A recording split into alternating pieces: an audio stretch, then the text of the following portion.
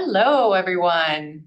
Thanks for joining us today for this guidance launch today with the UN Sustainable Stock Exchanges Initiative and the TNFD, the Task Force on Nature-Related Financial Disclosures. We're just going to give everyone a minute or two to start filing in to allow everyone to be participating when we get started. In the meantime, if you'd like to introduce yourself, you can. You can use the chat function to let us know who you are and where you're coming from. We'd love to hear from you.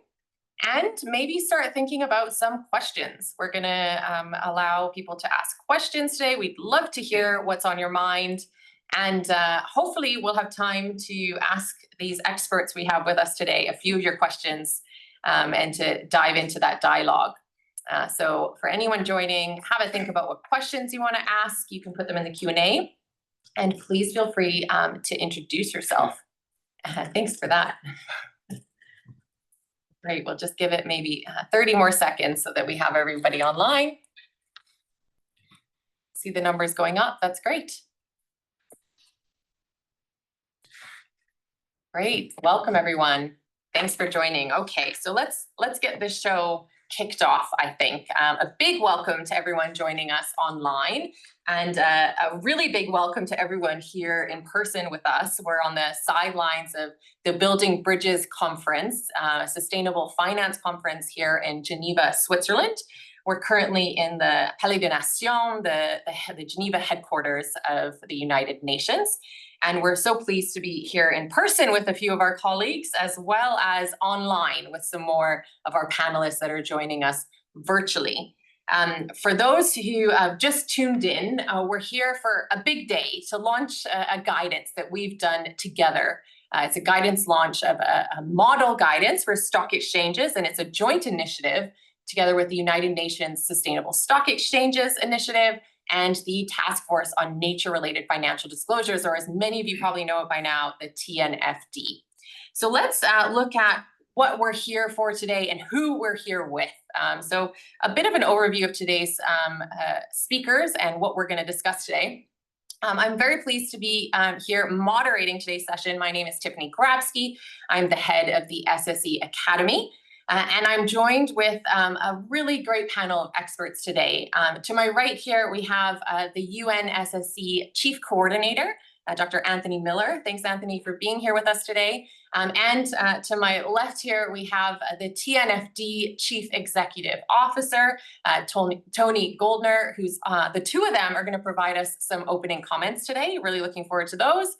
And then immediately after that, we're going to hear about the report. And we have with us here today also from the UN SSE Initiative, Fiona Quinlan-Wells, who was the lead author of this report. So she's going to share with us what can you find in this report and exactly why did we write this report? How can you make use of it?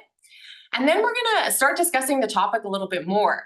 It's an interesting topic today because we're talking about both capital markets and stock exchanges and nature.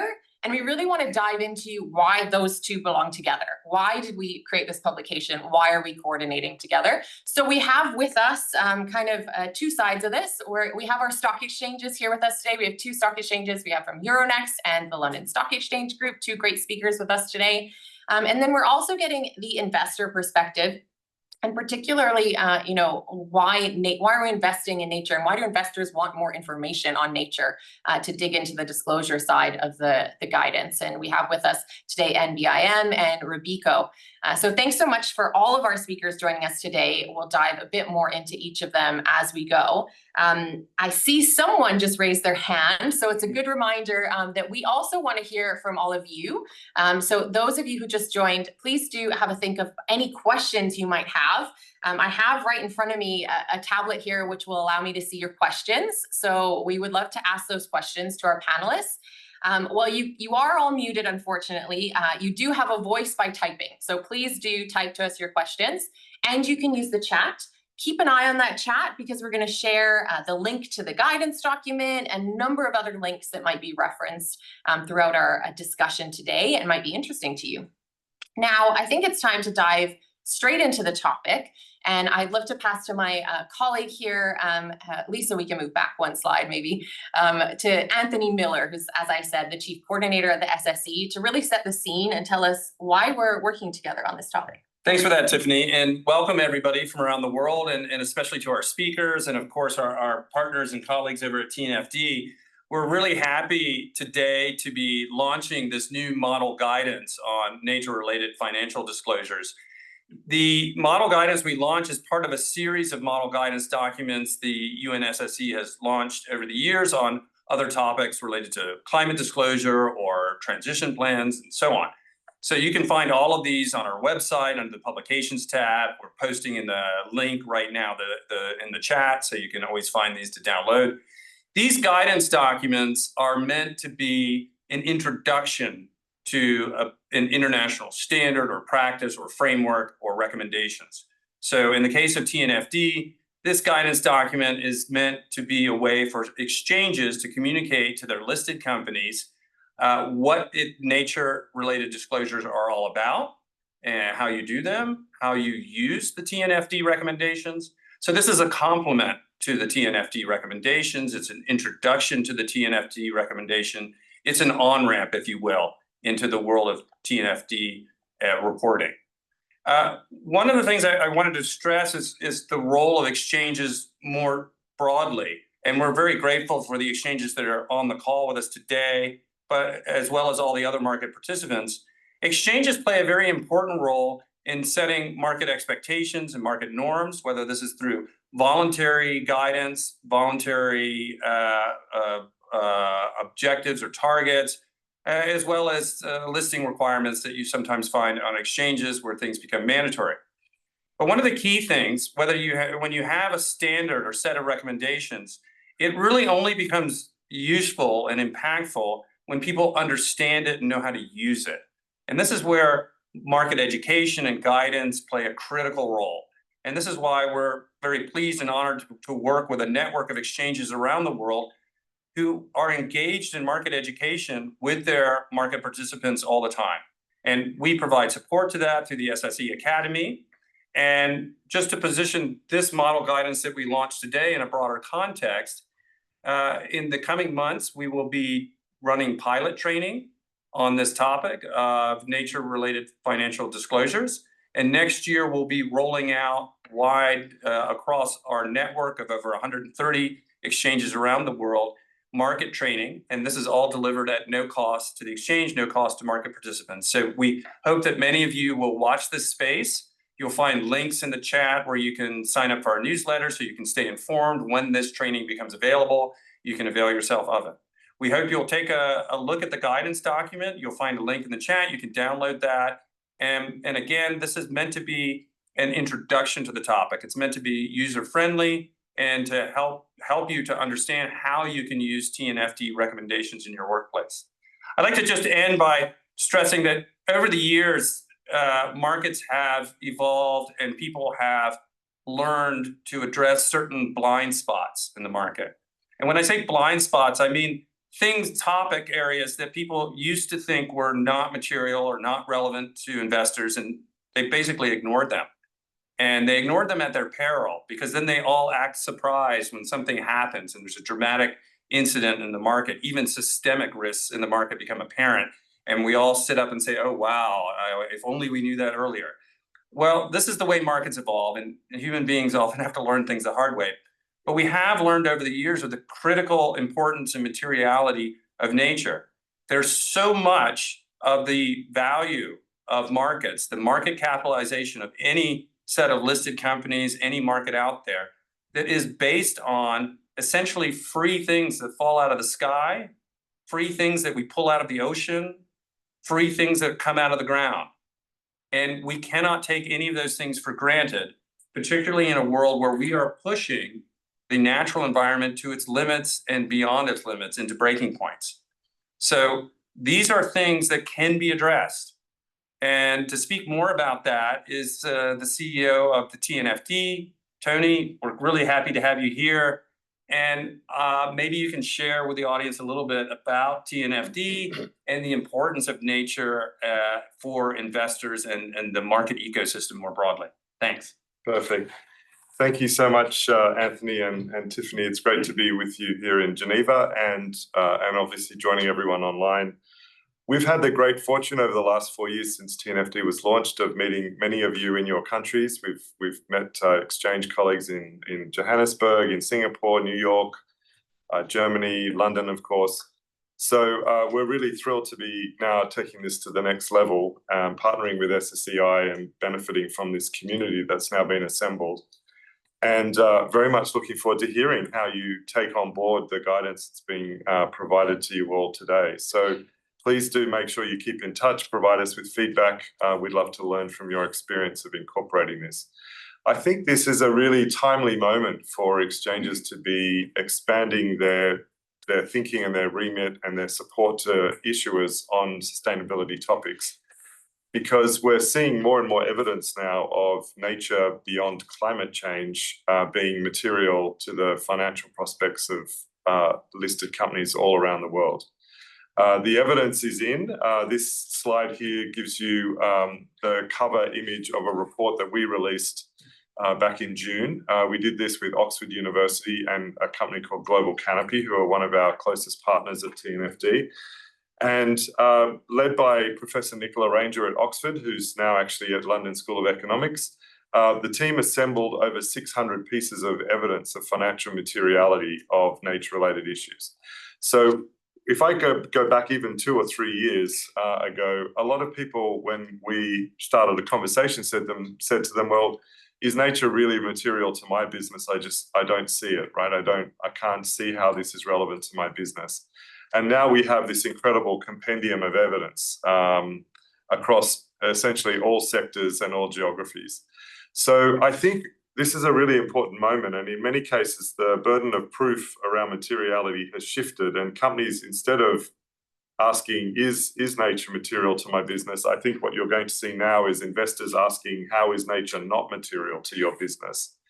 And essentially having to demonstrate why you're not looking at these issues. And we'll hear in a minute from some of our investor colleagues on this webinar about the fact that investors now realize that nature risk is in their portfolios. It's always been in our portfolios. The issue is that those risks are becoming more amplified, more pronounced because of the acceleration of nature loss and the impact of climate change. And we can talk about some examples perhaps later in this webinar.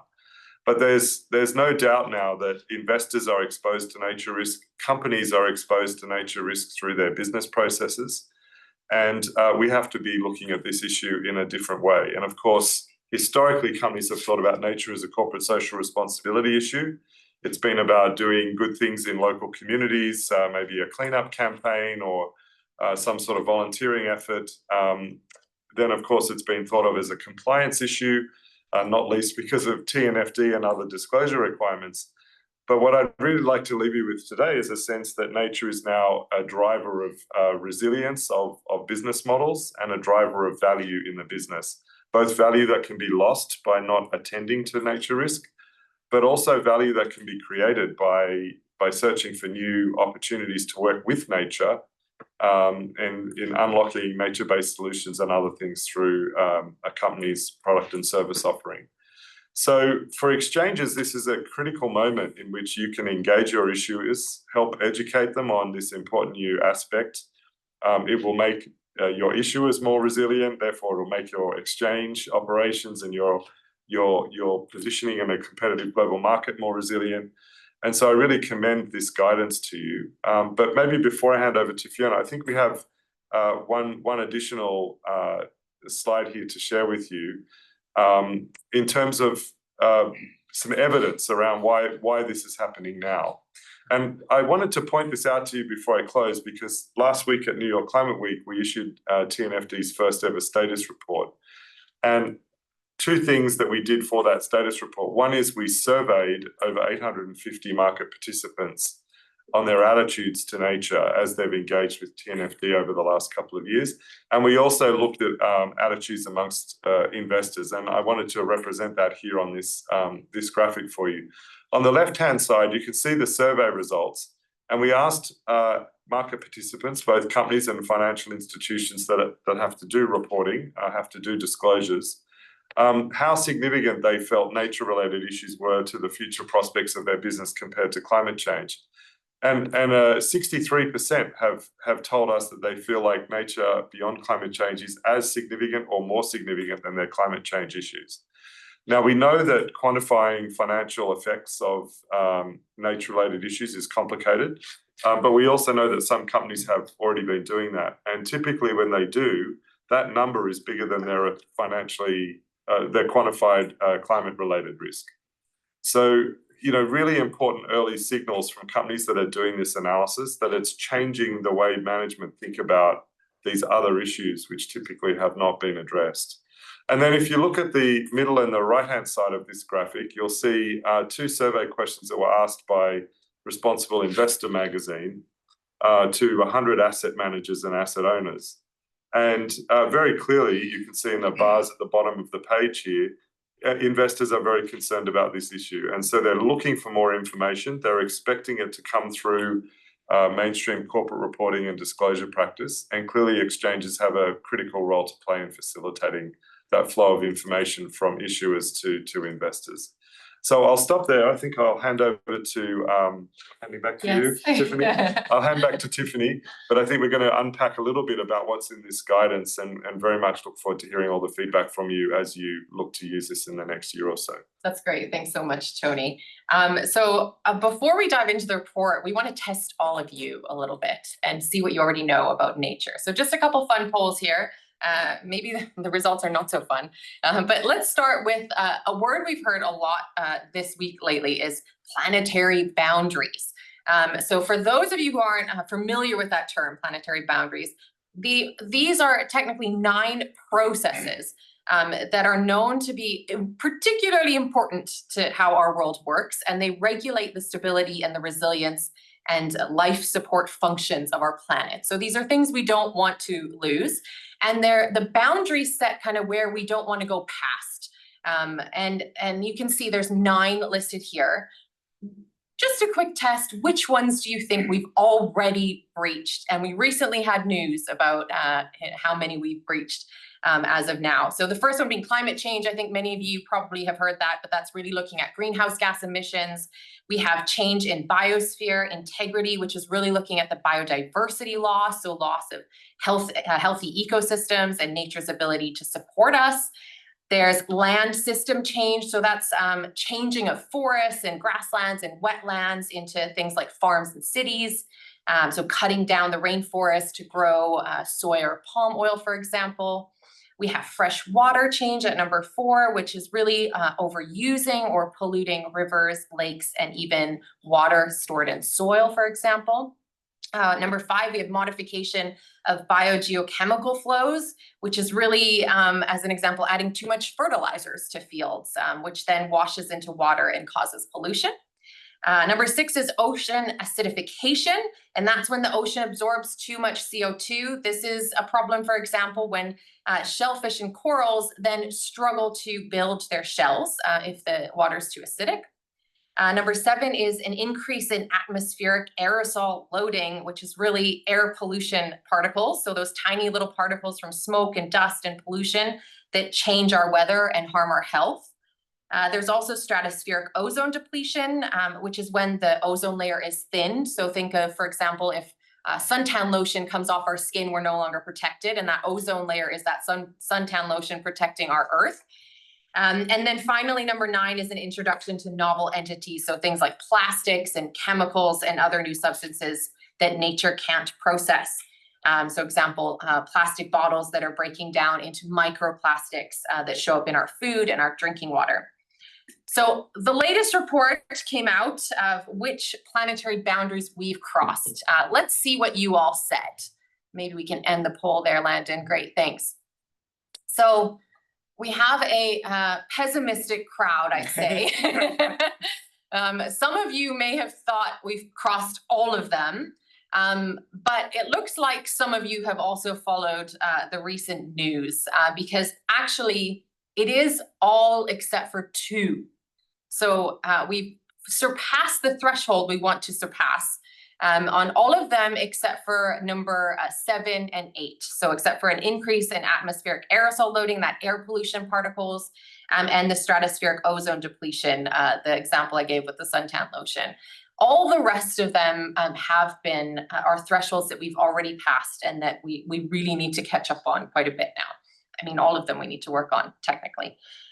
So let's do one more poll then. Now that we understand that nature is indeed changing and our dependence on it needs to be brought to light, let's look at which industries are using nature. So which industries on this list do you think depend on nature and or impact nature? So these are industries that have some relevance to nature, a high relevance to nature, I would say, and give us your thoughts about which ones. I can see from the background that agriculture went shot up, so that's a very obvious one, I think, that agriculture depends on and impacts nature. But what about the rest of these industries? I'll give you a second to fill that in. It looks like we have a pretty intelligent audience here.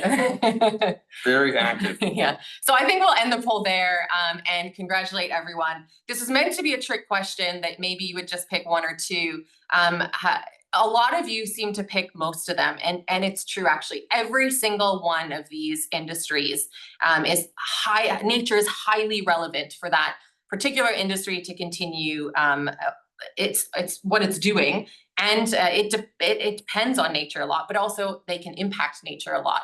Now, rather than me going through this list, I was wondering, Tony, would you mind giving us some examples of maybe some industries we might not think of so much and how nature is relevant to them? Yeah, sure. So yesterday at here at Building Bridges conference in Geneva, I used the example of jellyfish, and we discovered that the collective noun for jellyfish is a smack of jellyfish, which I think is a great word. But jellyfish just earlier this month in September, well, last month now, I guess we're in October, in early September, a month ago, jellyfish populations off the coast of France swarmed because of the water temperature, and they blocked the intake valves for one of France's major nuclear power reactors, shutting down, I think, 2 of the 4 reactors at the facility. So, warming temperatures, jellyfish swarms, it really highlights the fact that a nuclear reactor in the utilities sector has a critical dependence on a flow of water, but it wants that water to be free of jellyfish, right? So that's an interesting one. I think another good example is in the sort of pharmaceuticals healthcare sector. Of course, pharmaceuticals is almost entirely dependent on nature for the raw materials and the products that go into the medicines and the products that we use all the time. One of them is a critical dependence on a crab, actually. So they have dependencies on crabs. Another is moths to pollinate crops that are used as materials in a lot of skincare products, for example. So I'm aware of one company that has identified a critical dependence on a moth that is essential for pollinating the single biggest input into the revenue generation of this company. So they realize they suddenly have this critical dependence on a moth, which I think is a pretty interesting example. So they sent ecologists out around the world. They sourced their product from 6 companies, 6 countries, 6 locations. They suddenly had ecologists going out telling them everything that could possibly be known about this moth and how the moth interacts with the plant. To understand their which they didn't know before. Which they did not appreciate before. And in fact, the findings in that particular case were interesting because they realized that the plant is pollinated not just by the moth, which is what they thought going into this research. It's the combination of the moth and wind. And so actually their dependence was a little bit less or a little bit more nuanced and complicated than they initially thought. So it really shows you that the key word here is understanding dependencies on nature, because dependencies is the pathway to risk to the organization and its future financial performance. But of course, impacts can also be a source of risk. If you are damaging the environment, that can be a source of transition risk, reputation risk, litigation risk, etc. And for example, we've seen companies like Tesla, their share price took a big hit a few years ago because of the risk of litigation action resulting from the impact that the gigafactory in Berlin had on the water table around around Berlin. So we have to be looking at impacts and dependencies in order to understand risk and opportunity to the organization. And that's really the essence of the analysis everyone needs to be doing. Great. Thanks for putting that into context. I think water is a really interesting one we've been talking about a lot in the last couple of days, especially from the beverage industry, right? And a lot of the beverage companies that hadn't considered the importance of water, which I guess is both a dependency and an impact, because they take a lot from the water table, but they obviously need the water in their beverage. So exactly. And your impact on the water table today can amplify your dependencies tomorrow. If you take out too much water, you might then not have enough in the following year or the following couple of years. And so that can present stranded asset risk if you have an extraction plant or some sort of asset that's located. Great, thanks, Tony. So I think hopefully now we're clear that action is needed. But maybe we can look at what we can do now. And Fiona, I'm going to come over to you. As I said, Fiona was leading the drafting of this report that's coming out, and she's going to share a bit with us, why it's come about and how we can use it. So thanks, Fiona. Great, thanks so much, Tiffany, and hi everyone, great to be here with you in the room. So I'm just going to give a little bit of an overview, as Tiffany said, to give you a sense of what's in this guidance, what it's intended to be used for, and how we've gone about developing it. Of course, in a short slot today, I won't be able to do justice to the full content, so we really do recommend, of course, to download the guidance and read it if you'd like to get to grips with the subject matter in more detail. But just to mention firstly what model guidance is, we've used that word a few times. So at the SSE, we develop model guidance effectively as a template for stock exchanges. So the idea is that they can take and adapt this guidance to use it in their market with their issuers. So we write this guidance in the voice of the exchange for them to use with their listed companies. And we include in the guidance as well particular tips that exchanges can then use to develop a more tailored version for their market. So helping to highlight, for example, particular areas where they should reflect national regulations or maybe national case studies, etc. And for those of you who might be familiar with the SSE Academy training programs as well, we utilise our model guidance in the training that we develop too. So we'll talk a bit more about this at the end of the session, but we're going to be doing further training on the TNFD with our colleagues at TNFD. Helen, indeed, who's sat beside me, the education lead at TNFD. So this tool will also be an important informant to that training as well. So we've already heard, I think, really clearly from Tony and from Tiffany and Anthony as well about, the case for action on nature for the investment and the finance community. But why particularly have we developed this guidance, and what do we see the role of exchanges as being? Well, I think there's a really pertinent quote that came out recently from the World Federation of Exchanges, who did a kind of a policy analysis and a position paper on nature. And really identified, what they saw as the priority for acting on nature at the moment. So, as they say, nature cannot wait.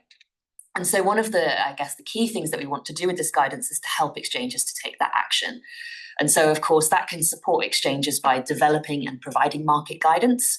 But some of the other things that they can do as well can be the role of promoting green finance. And so that's not just dedicated financial products for environment and sustainability, but also the mainstreaming and real integration of these factors into wider financial services as well. They have a really important role to play in supporting transparency. So thinking about how they can help to build and develop the infrastructure to support companies to report and disclose this information. Of course, as we've said already as well, education and capacity building is absolutely fundamental to help issuers to implement and adopt these practices. So again, that's where we see exchanges as playing a really important role to deliver that education.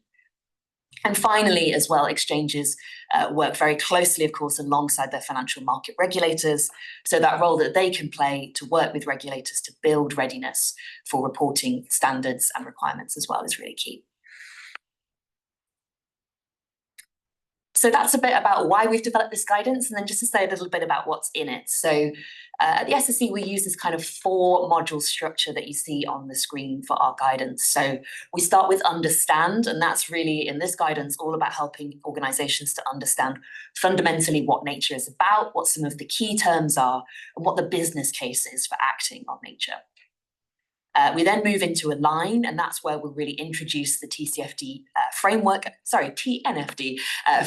itself, and talk about some of the real broad guidance materials that the TNFD have developed. to help organizations in different sectors and to assess different nature-related aspects such as biomes as well. Then in implement, that's all really about the practices and processes that organizations should put in place to help them to identify and assess what the nature-related issues are for their organization. So that's taking them through the process of identifying what their dependencies and impacts are and what the associated risks and opportunities will be that the businesses face as a result of those. And then finally, that moves us into communicate. So this is all around how to communicate publicly and to prepare your disclosures. So thinking about how TNFD as well connects with and is complementary to the work of standard setters such as ISSB and the European Sustainability Reporting Standards as well. And also thinking about how you might communicate to other important stakeholder groups too. For example, particularly communicating to Indigenous peoples and local communities, which is an important aspect of the TNFD's work as well. And then just finally to mention a kind of the key aspect of implementation within this guidance that we centre on is the LEAP approach developed by the TNFD. So I think it's just to mention that this is really the key action that we recommend that all organisations start with when they're wanting to get to grips with understanding what those nature-related issues are that are relevant for their business. So I won't go into this process in detail today, but it's just to say that these 4 phases that we have in LEAP of locate, evaluate, assess and prepare are addressed in the guidance. So what we work through is providing you with a summary of each phase, helping you to understand the real case for why you would want to do that and what you'll get from it, the different resources that you can use to support your organisation in addressing that, and finally thinking as well about how that helps to inform the disclosure that you would provide against the TNFD recommended disclosures as well. So as I've said, lots more detail in the guidance itself that we'd really encourage you to read, but hopefully that helps to give you a flavour of what the benefits of this guidance are and how you can use it. So I'll pass back to Tiffany now. Thanks so much, Fiona. Now, we do have a panel to get to, but can I just ask you a quick question here?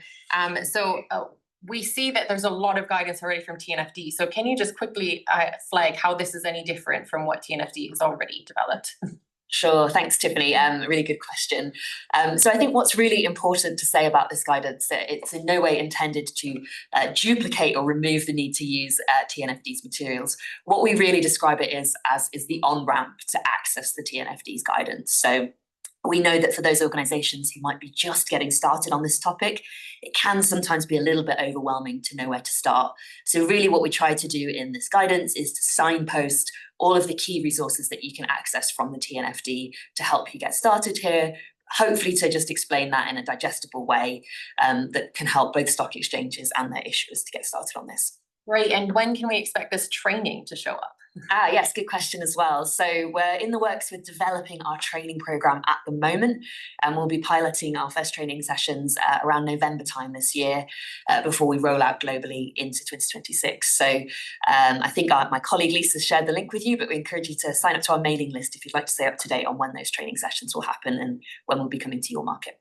Great, thanks so much, Fiona. Hopefully everyone is eager to open the publication. I saw there were some issues accessing the link for some people. So we gave various options now in the chat. So you can go to our publication page and you should definitely be able to access it that way. But good to see that everyone's opening it up. Let's start discussing a little bit now. Let's move into our panel discussion. So we've got 3 of our panelists online. So I want to start online, and I want to start with our stock exchanges. We're here today talking about how stock exchanges can provide guidance to their market and why we're helping them do that. So I would like to start, if I can, with Euronext. We have with us today the Senior Manager of Equity Listing, Sebastian Derbs from Euronext.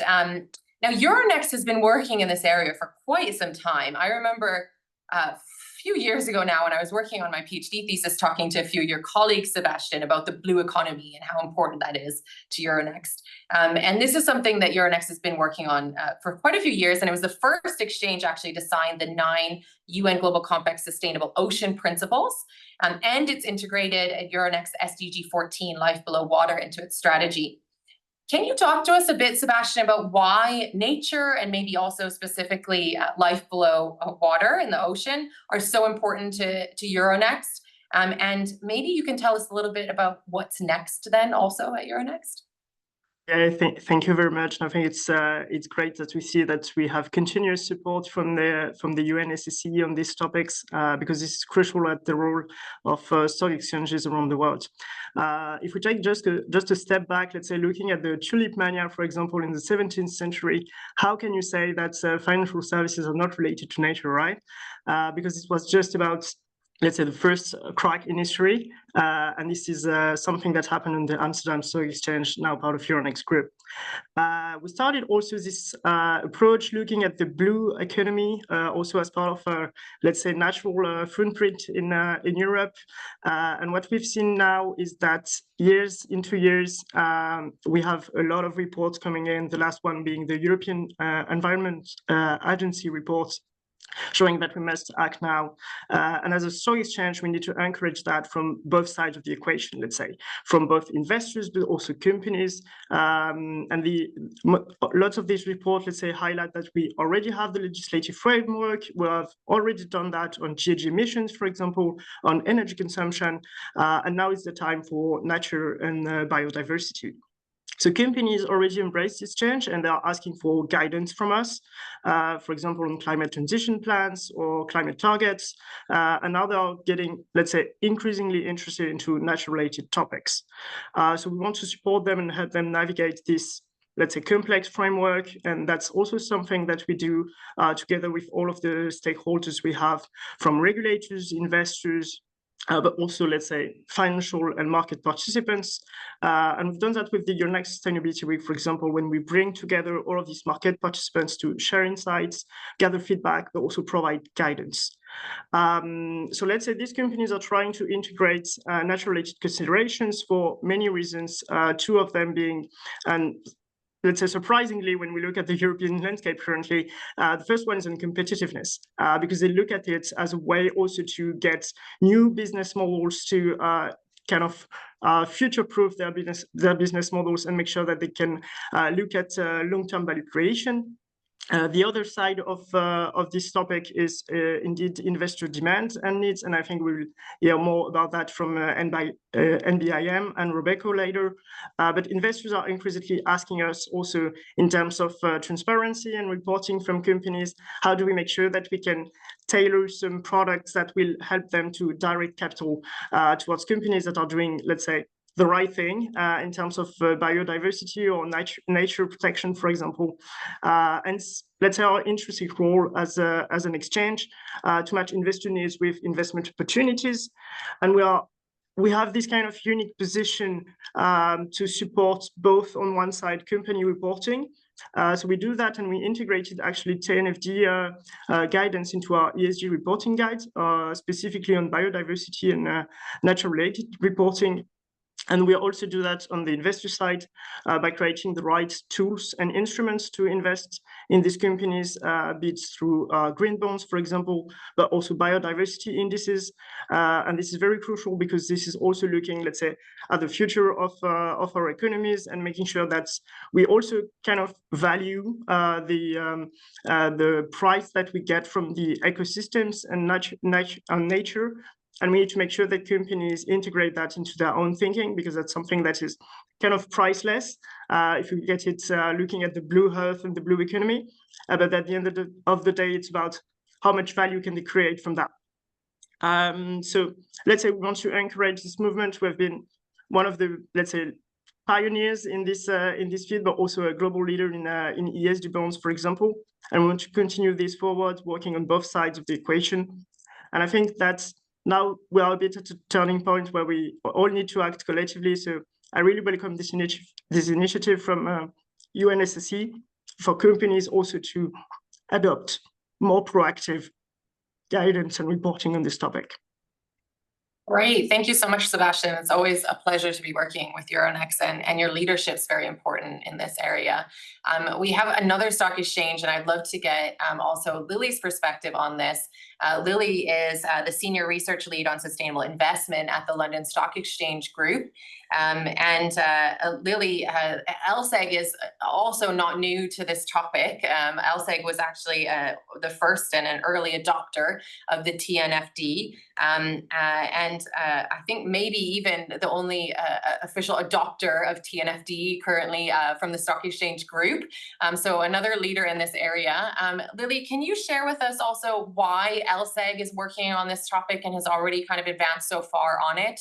And why maybe model guidance is important for your exchange group, but also what's next for LSEG and for stock exchanges. Great, thank you. Thank you for having me here as well. I'm going to have to answer your question from a few angles because we have the stock exchange business, of course, but at the same time, we're also a data provider and the benchmark provider for investors. So I think first of all, as a stock exchange, we're very pleased to see the model guidance. As you may know, we provide a lot of support for issuers raising their capital in our stock exchange with dedicated sustainability market segment. We have the green economy market, we have the sustainable bond market, and we also provide guidance for issuers in terms of sustainability reporting. We so far cover, low carbon transition, we cover climate, and I think the TNFD model guidance will be a very good reference point for us to support issuer further in the nature journey. I think this space is still at early stage in terms of corporate disclosure, in terms of dedicated capital market services or investment. So we're very pleased, and we recognize, as you said, we are a early adopter of TNFD. We recognize the importance of supporting issuers and other financial market participants along in this nature journey. Now, secondly, as a data provider, we always welcome more standardized disclosure from corporates. Nature, as a lot of panelists or speakers already mentioned, is a very complex area. We're basically looking at the interactions between nature ecosystem with our whole economy, with the business as well. So there's a lot of debates about what metrics we should look at, what is impact or dependencies, what are the aspects we're actually trying to measure. I think everyone's quite aware of the kind of hot debates in the space. So it's very good to see the TNFD guidance and the model guidance to actually build foundation for us to start the disclosure journey. I think that is kind of very solid, that can help build a very solid foundation for data disclosure, for us to collect data, of course. And again, I think as index provider, we really look forward to see more standardized disclosure from corporates and standardized metrics, which is quite important, I think, for us to build a nature focused on a kind of nature related index or portfolios. Now, I think in terms of what's next, actually, I was going to say it's great to see a lot of guidance, but it's also important to observe and monitor what is really happening. I think it's really important to know that there are a few hundred companies already generating TNFD reports. And as data provider, we're already set up our system in order to collect those data points. And I think we will remain observing and monitor the space. And as we all know, the companies only started disclosure from 2024 or later 2023. So we expect the initial disclosure might be limited. But having said that, I think we look forward to see more stories from companies. We need to see what is going on in the disclosure space, and we hopefully can share more analysis and funding. So once we'll be able to collect more disclosures, and then we would be able to see what is the stories that the companies are telling us. So I think that's, as an early adopter, we recognize it's very important, and we are happy to support issuers and other stakeholders in the financial system to pursue, build the foundation for corporate disclosure, but we will remain observing and monitoring the disclosure space.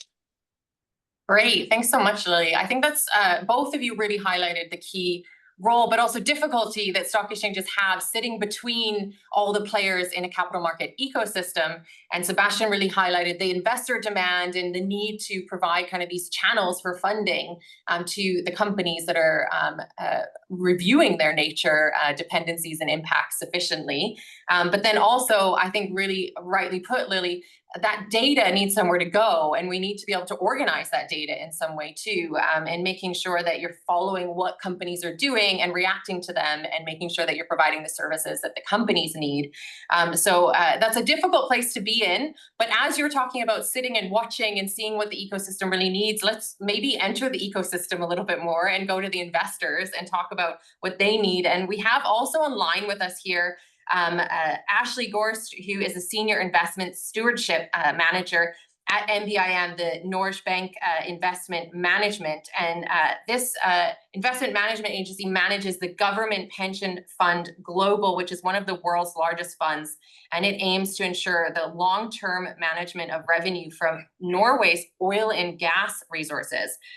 So if we reflect back on that poll we did today about the industries that impact or impacted on, I think we all would have guessed extractives industries are quite related to nature. So I think it's really interesting to have with us someone here who can see both sides of it, really, can see kind of where you're dependent on nature, but also where you're investing in a fund and you have to look at your portfolio and the companies that you're interacting with.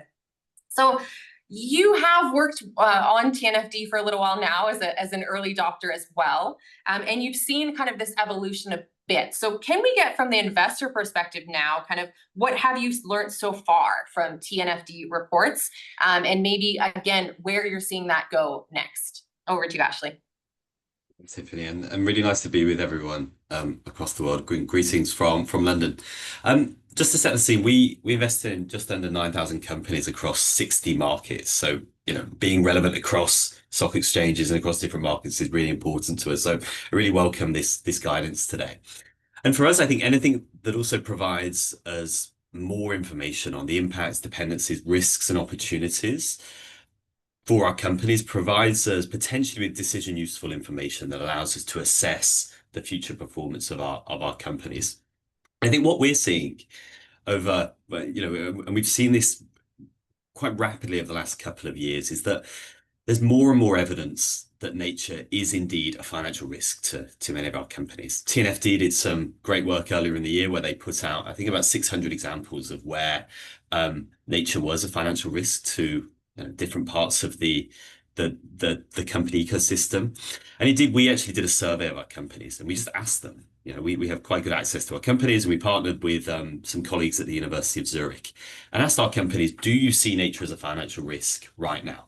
And about 44% of our companies said, yes, we see nature as a potential financial risk right at this moment in time.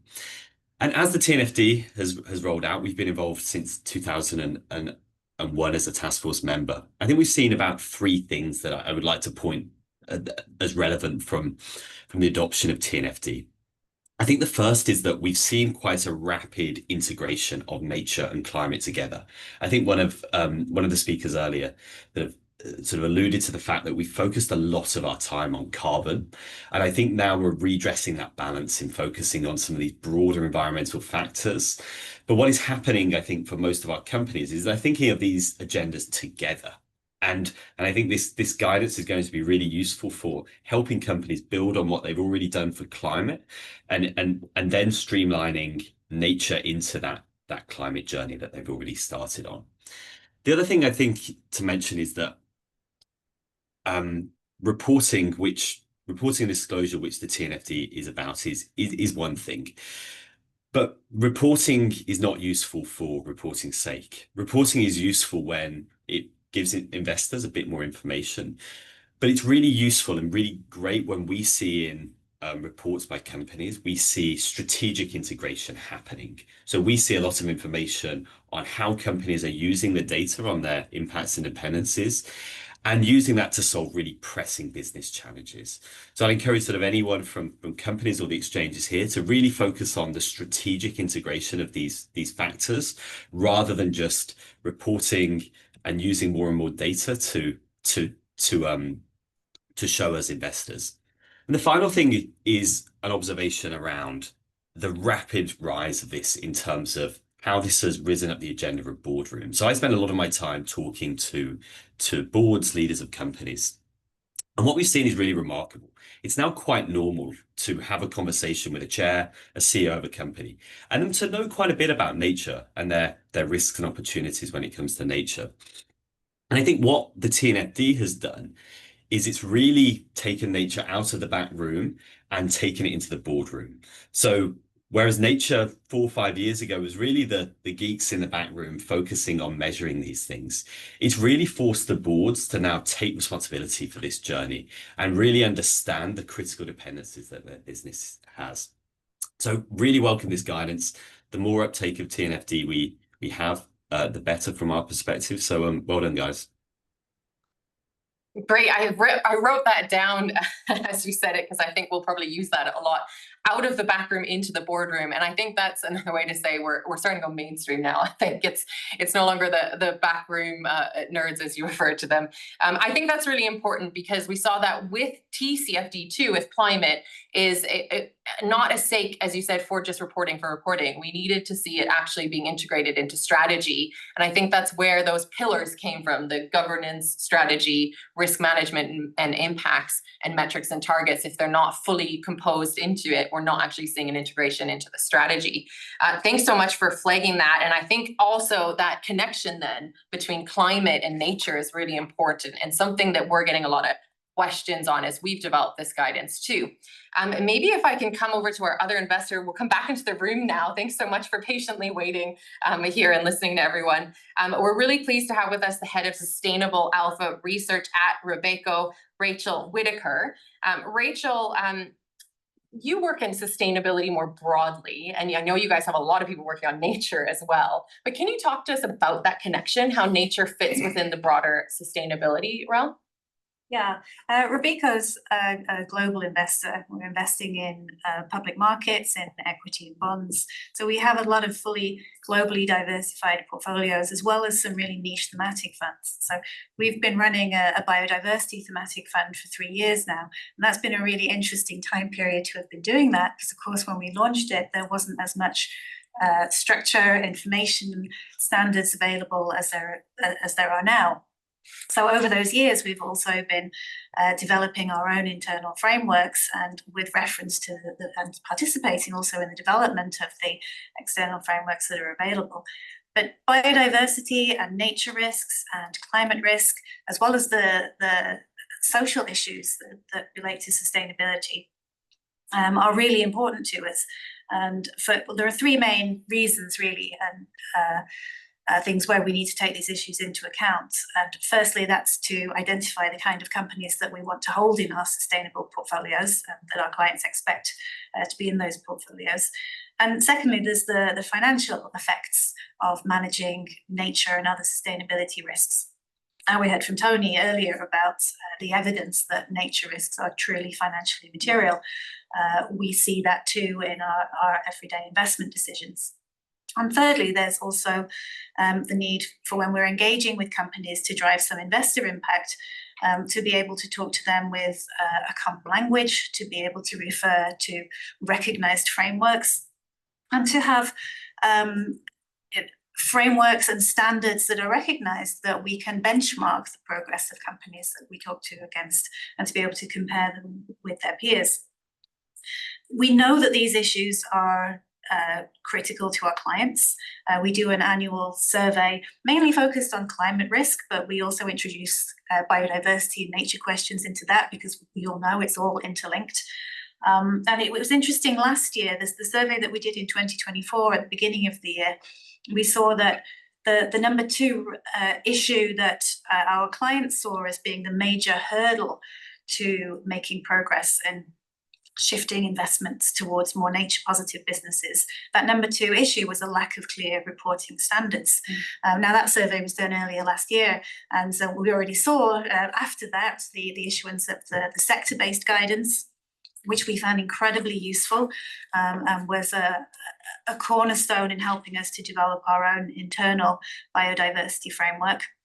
But we've made huge amounts of progress as an industry. in being able to address these issues.